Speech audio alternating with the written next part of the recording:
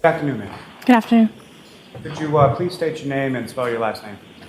Laura Sullivan, Ullivan, And, Pembroke, Massachusetts. How long have you lived in Pembroke? Almost 6 years. And who live in Pembroke? I live with my boyfriend and our 3 children, 2 stepchildren that are with us half the time, and then my son, Ben. And your son, how old is he? He's 10. Your stepchildren, how old are they? 15 and 13. Now, do you work, ma'am? I do. What do you do? I work in human resources. How long have you been doing that? Just over 6 years. If I could turn your attention to New Year's Eve of 2021 into New Year's Day 2022. Do you recall that time frame? I do. Recall where you were? I was in Aruba. And if you could explain to the jury sort of how often, was that a regular trip that you did around that time of year? Yeah. We've been doing a trip like around that time for, I'd say, 5 or 6 years. This will be our 6th year, I believe. And over the course of those 5 or 6 years that you've done that, say sort of how did that start and how was that expanded, if at all? So we've been going, Josh and I have been going to Aruba for years. In 2021, post-COVID, we decided to bring our children. We had never gone with them before. And since it was post-COVID, a lot of people were kind of stir crazy. And a group of our friends jumped on board. And so we went from just the 5 of us going to approximately 60 people. And as far as yourself and or the other people, how is this all at one sort of facility or how were the books? So we all stayed at the Renaissance, which is downtown, and we buy timeshares. So it was a timeshare resort where we would purchase weeks that people owned.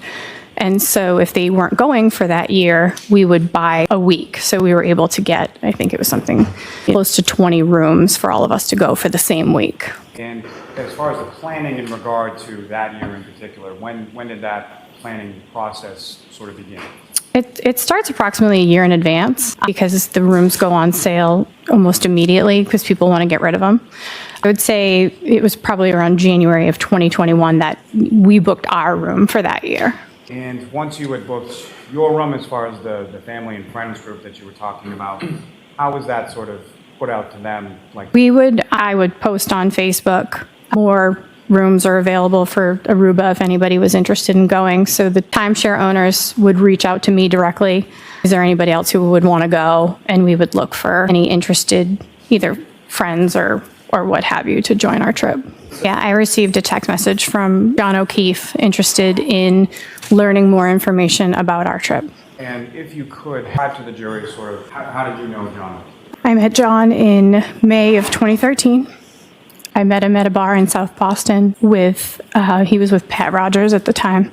Post meeting John, I started dating Pat, and my son's father is Pat Rogers. And So as far as John O'Keefe and your son's father, Pat Rogers, did you know or did you come to know sort of what they did for a living? yeah, they were both Boston police officers. And did you know sort of what the relationship was beyond co-workers of O'Keefe and Mr. Rogers? Yeah, they were best friends. So at some point following that meeting in 2013, you began to date Mr. Rogers, is that right? Correct.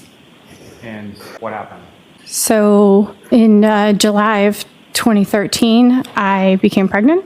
And in November of 2013, Pat committed suicide. And, following that, how would you describe sort of your relationship with Mr. O'Keefe, or how did it evolve?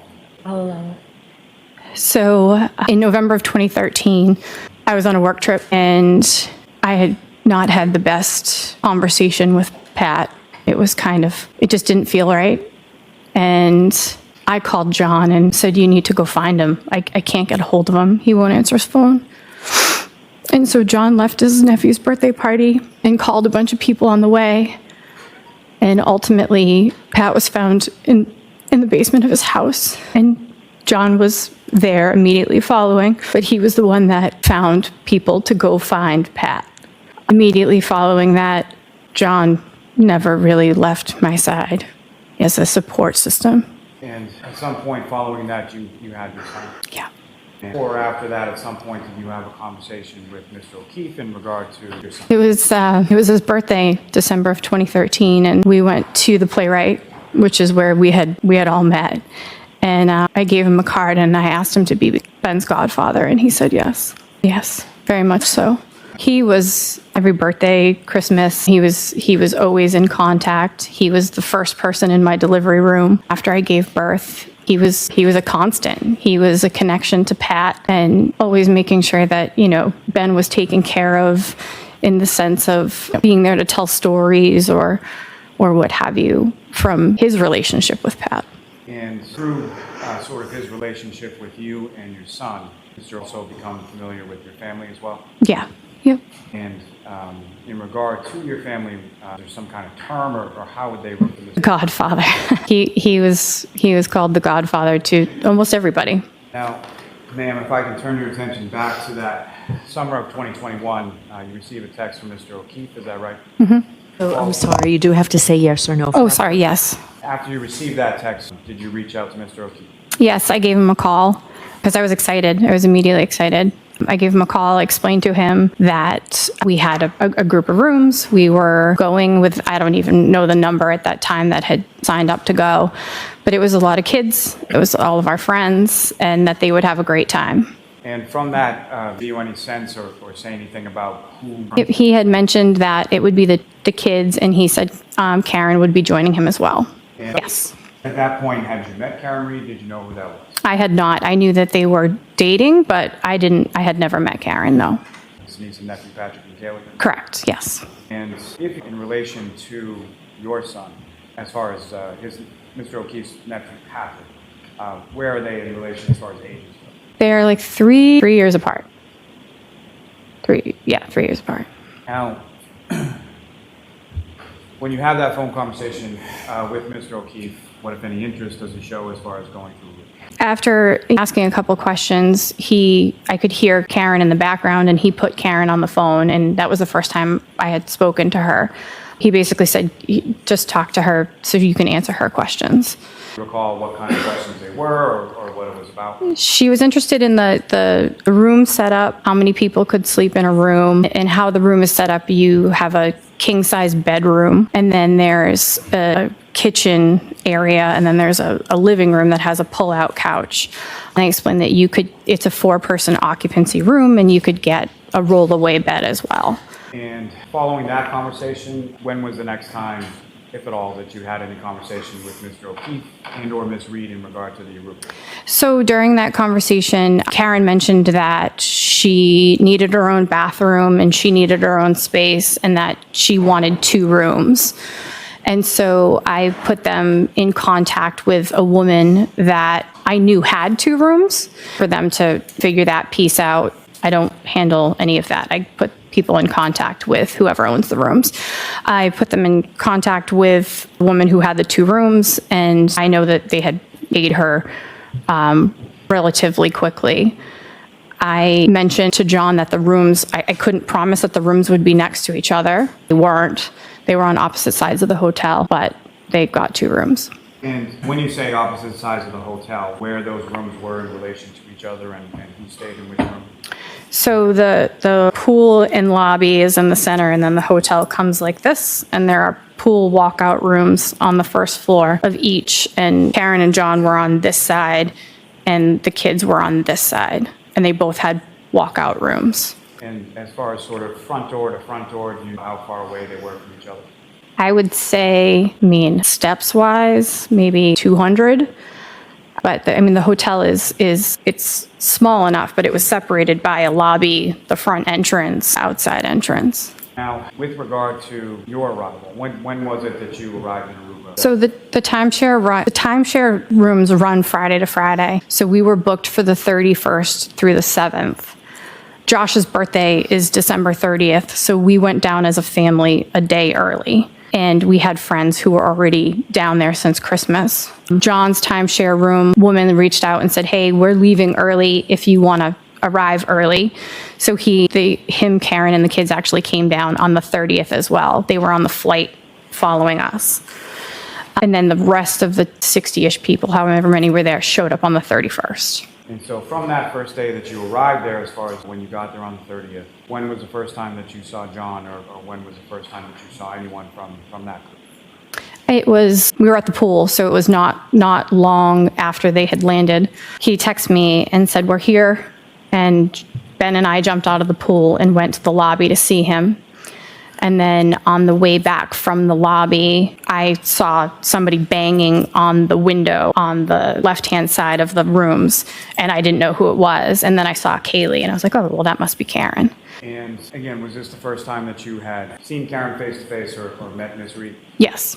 And just for clarity purposes, as far as Ms. Read is concerned, do you see her in the courtroom today? Yes. Could you just identify as to where she's seated or an article of clothing that she's She's right there. Does the record reflect identification of the defendant by the... Okay. Now, after you see this person bang on the window and you recognize Kaylee, what happened? She came out, she gave me a big hug, said, "It's nice to meet you. I've heard so much about you. I recognized you from pictures." And following along from there, what happened then as far as the day was concerned? So as I mentioned, it was Josh's birthday. We had already made plans to go out for dinner. Our friends who had been there since Christmas have a 17-year-old daughter who watched our children so we could go out for dinner. I mentioned it to John. I said, we'll just add you to the reservation. You can join us for dinner. Kids can stay with Chloe. And they said, absolutely. So we all went out for dinner that evening to Screaming Eagle. It's probably about a 15-ish minute cab ride. And when you arrived there, what do you recall about dinner or how it went? So we were sitting outside on the patio. It was Karen, myself, our friend Laura. Across from Laura was her husband, Dave. Josh was in front of me, and John was in front of Karen. So the waiter came over, he started taking drink orders. Karen placed her order, I placed mine, Laura placed hers, Dave placed his, and then Josh ordered a dirty martini with blue cheese stuffed olives. And you can move to strike unless you wanted to see me, Mr. Yannetti. Okay. Sullivan, turning back to at the restaurant, drinks that are ordered, people have what they have. And at the end of the evening, as far as the bill comes in something. Correct. And what do you recall about that? Karen had paid the bill prior to us receiving it. And what reaction did you or anyone have in regard to it? The entire table was kind of taken aback. It wasn't necessary. Wanted to Venmo or give cash or something along those lines, and she declined, saying that she was honored to be there and wanted to pay for it. Turning your attention to the following day, what do you recall about the next day being, that would have been, I'm sorry, the 31st, is that correct? Yes. So turning your attention to December 31st, 2021, what do you recall about that day in specific regard to Mr. O'Keefe and Ms. Read? John was very vocal on the 30th on how he just wanted to sit in the pool and watch the Alabama game. And he was a pretty big Alabama fan, is that correct? Yes. And so over the course of that day, what, if any, interaction did you have with either, starting with Mr. O'Keefe, what interaction did you have with him that day? I saw him in the pool.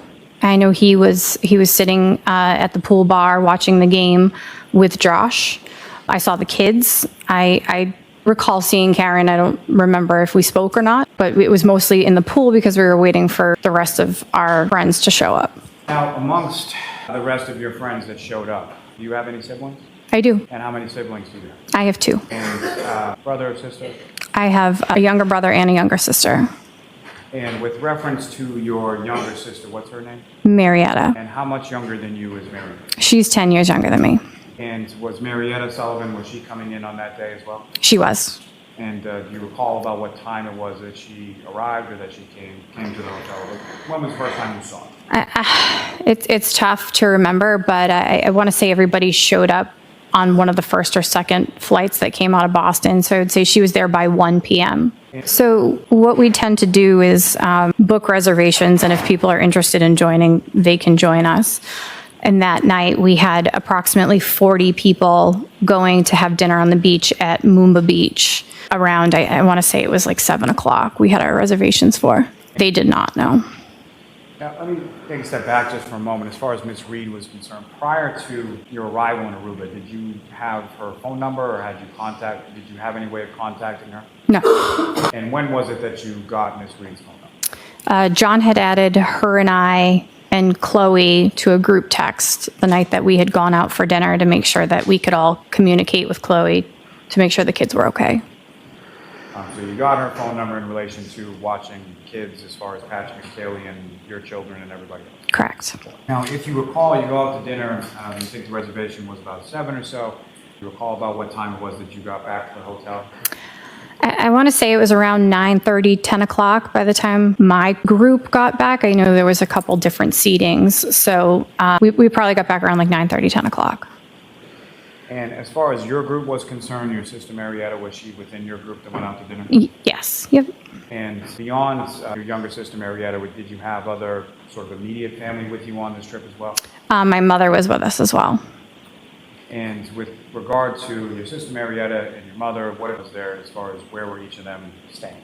So they had their own room. I think it was a couple away from us on the 5th floor. And is that the top floor as far as this hotel is concerned? Yes. Now, once you arrived back from dinner, where was it that you and your group went? We go to the pool area. The kids can swim.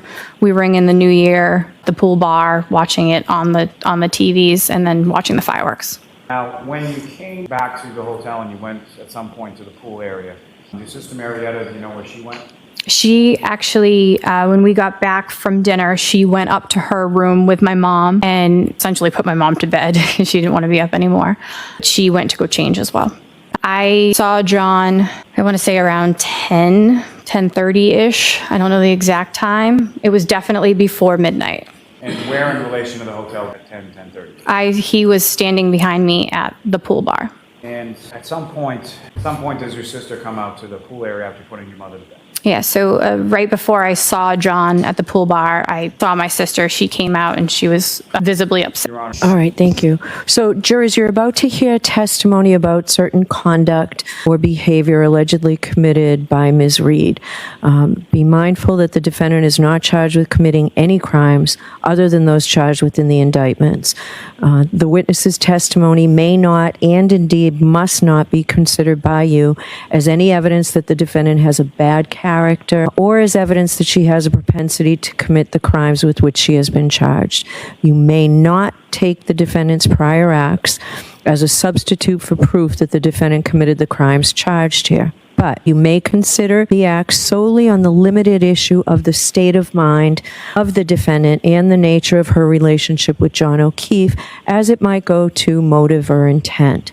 You may not consider this evidence for any other purpose. Specifically, you may not use it to conclude that if the defendant committed the act or acts, that she must also have committed the offenses with which she's charged. You can only use the evidence for the limited purpose of how it goes to the defendant's state of mind, the nature of her relationship with John O'Keefe, as it may go to motive. And just for the records, my findings are the same that I made at sidebar previously. Go ahead, Mr. Lally. Now, with regard to, at some point your sister comes out to the pool area where you were, is that right? Correct. And do you know where Mr. O'Keefe was at that point? I do not know. And when your sister comes out to the pool area, what happened? She said, That's sustained. I thought you were doing something else. When your sister comes out to the pool area, how would you describe her demeanor when she comes out? No, I'll allow that. she was frustrated. And at some point, did you have a conversation, without regard to what, at some point, did you have a conversation with her about something that had just happened? Yes. Now, following that conversation with your sister, at some point subsequent to that, did Mr. O'Keefe come back out to the pool area? After I spoke with her, yes, he came out to the pool area. And do you know how long a period of time it was between the time that your sister came out to the pool area and Mr. O'Keefe came out to the pool? I mean, I would say approximately 20 minutes, but I don't really know exact timing. Now, when Mr. O'Keefe came back out, did you have any conversation with him? I did. And describe that conversation for me. All right, is this the instruction that you were talking about instead of the other one? All right, so jurors, I have another instruction for you. So you're about to hear evidence of statements made by John O'Keefe. Is that accurate now, Mr. Lally? Yes, sir. All right. These statements are being admitted only for a limited purpose of establishing John O'Keefe's state of mind. You're not to consider this testimony as proof that the defendant has a bad character or propensity to commit crimes. The testimony of witnesses recounting conversations with Mr. O'Keefe can only be used as they go to the defendant's motive or intent on January 28th or 29th, and only if you find that the defendant was aware of Mr. O'Keefe's state of mind at the time of the crime and would be likely to respond to it. There need not be direct evidence that the defendant learned of Mr. O'Keefe's state of mind, so long as you reasonably can infer from the evidence that she did learn of it. Okay, Mr. Lally. Yes, yep. So, Ms. Sullivan, if I could take you back again. So Mr. O'Keefe comes out, you have a conversation with him. Can you describe to the jury what that conversation was about? I turned around and I was pretty shocked to see him. I said, "What's going on?" And he said, "Nothing." I said, "Did Etta and Karen have words?" And he said, "I don't know." And I said, "Well, that's not what Etta said." And I asked him if everything was okay. And at that time, his phone was lighting up, and it looked like calls and texts, and it said Karen on his phone. I asked him if he needed to take it, and he said, "Yes, she's crazy. I got to take care of this." Was that the last time that you saw him on New Year's Eve? It is. Turning your attention to the following day, New Year's Day. Did not. I saw the children, but we didn't see them that day, no. Now, turning your attention to the following day, being January 2nd, what was sort of the plan as far as what was going on that day? Our hotel has a private island. The hotel that we stay at has a private island, and we rented all 8 of the cabanas between the 60 of us that were there. And when the cabanas went on sale, I had reached out to John and asked him if he wanted me to get him one. And he said, sure. So I booked one for him, and he paid me for that cabana. So we all went out that morning, and it was probably around 10 o'clock in the morning, and they weren't there yet. And so I sent him a text, and I said, are you coming, or do you want me to sell this cabana? Because there was other people there, at least he could have made money back. And he asked me who was there. And I said, everybody. And I named off a couple names. I'm not really sure. But I said, everybody's here. He said, apparently I made out with your sister the other night, according to Karen. And so I sent him a text, and I said, are you coming, or do you want me to sell this cabana? Because there was other people there, at least he could have made money back. And he asked me who was there. And I said, everybody. And I named off a couple names. I'm not really sure. But I said, everybody's here. And when you said that, Said, apparently I made out with your sister the other night, according to Karen. now, is that the first time that you had heard that? Yes. So fair to say whatever you had heard from your sister on December 31st was not that? No, I'll allow that. Correct. And what was your reaction when... Shocked. I immediately found my sister and said, did you make out with John? Sustained. Now, when you went to talk to your sister, who was it that your sister was with when you went to talk to her about that? I don't recall who was standing near her. Maybe my mom? I don't know. As far as your sister was concerned at that time, was she dating someone? Yes. The person that she was dating, was that person on the trip as well? He was, yes. And was that person that she was dating that was on the trip as well? Were they at the cabanas on that day? They were, yes. Now, as far as you have some conversation in regard to your sister, and then at some point do you go back and have further conversation with Mr. O'Keefe? Yeah, I said, I texted him back. I said, I just talked to Etta. She said, absolutely not. That did not happen. That's sustained. I'll strike that. At some point after that exchange, They did, yes. and at any point, how would you describe sort of how Mr. O'Keefe and or Ms. Read was acting when they came out to the cabana? Karen immediately went in the water. I just recall her being like floating in the ocean for a good chunk of the day. John was hopping around from the different cabanas, talking to people. One of my favorite pictures of him is with my son from that day. No, we kind of just kept it light. We didn't really talk about anything that had happened. I was just kind of trying to stay out of it for now. And following sort of the cabana situation or the cabana day, what happened then? Suppose that day, I think I saw John one other time. I saw him in the pool. It was the one time that him and I were alone. He didn't seem like he was himself. I'll allow it. He seemed distant, and I asked him if he was okay. And he kind of just, shrugged it off. And I said, are you happy? And he kind of just rolled his eyes and shrugged it off. I said, well, anything along the lines of life is too short to not be happy. And he goes, well, Laura, it is what it is. And I did ask him if he wanted to talk about it. I said, do you want to talk about it? And he's like, not really. So following that exchange in the pool area, when was the next time that you saw John? I had spoken to him. We all went on the Jolly Pirate. We had all bought tickets in advance, so we had basically rented the whole boat for everybody to go. Bought 4 tickets, and we had gotten a bus from our hotel, and he didn't show up for the bus and wasn't answering my calls or my texts.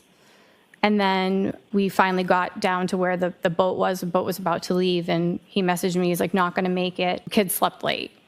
And so I didn't think anything of it. Then after that, I saw him and Karen the night before they left. And they ended up leaving a day or 2 early so that the kids could get back to school. And when you saw them, where was that in relation to the hotel? Right outside the hotel is a marketplace that has a bunch of restaurants and arcade. I was sitting at the 5 o'clock somewhere bar that looks into the arcade with my best friend Val, and my friends Dave and Laura and Karen and John walked up. What, if any, conversation did you have with the defendant at that time? Karen grabbed me and she said, hey, I'm sorry. I thought I saw something that I didn't, and I would like to pay for some of your sister's room. And how did you respond to that? I said it's absolutely not necessary. Just an apology will do. She did. And how so? She just said, I will apologize, but something along the lines of, I want to pay for some of her room. Can I just have her room number? I don't remember if I gave her the room number or not. I don't really know. And with regard to that trip, when was the next time, or when was the last time that you saw John? So the day that they were leaving, I saw him by the pool. He came up, he gave me a big hug. He said, I love you. This was a great trip. Thank you so much. And I said, well, you're definitely in again for next year. And he said, absolutely. And that was the last time I physically saw him. And so that conversation, just turning back for a moment, as far as with regard to Ms. Read, the day that would have been, as far as in relation to when leaving, early January, 32nd? I want to say it was the 5th. I want to say it was January 5th. Now, after Ruba, did you have any conversation with Mr. O'Keefe after that? I talked to him via text a couple times about a couple different things, but one of them was, as I mentioned, we start planning a year in advance. And I said, rooms are coming available. Are you in? And he said, let me recover from this trip first. Now, Saturday, January 29th, 2022. Do you recall that day? I do. And at some point in that morning or during that day, I received a call from, I'll hear that she received a call from someone. I received a call from my aunt that John O'Keefe had passed away. I called him. I called anybody's number that I had associated with the family. I ended up calling Kaylee. I texted Kaylee. I texted Karen. and without any regard to what Kaylee said, did Kaylee respond to you via? She did. And then at some point, She did. was that a phone call or a text, or how did she respond? It was a text later that afternoon. She said, hi, Laura, John has passed. And I said, oh my God, what happened? And she said, we found him in the snow at 5 a.m. I said, what happened? I just recall, into a tailspin asking a bunch of questions. And she mentioned, she said, I don't know. We were both at the same party. I didn't go in. I went home. Thank you, Your Honor. I have nothing further for this witness. Thank you. Good afternoon, Ms. Sullivan. Good afternoon. You were not present at the Waterfall Bar and Grill on January 28th of 2022 in Canton. I was not. You were not present at 34 Fairview Road in Canton on January 29th of 2022. It's not.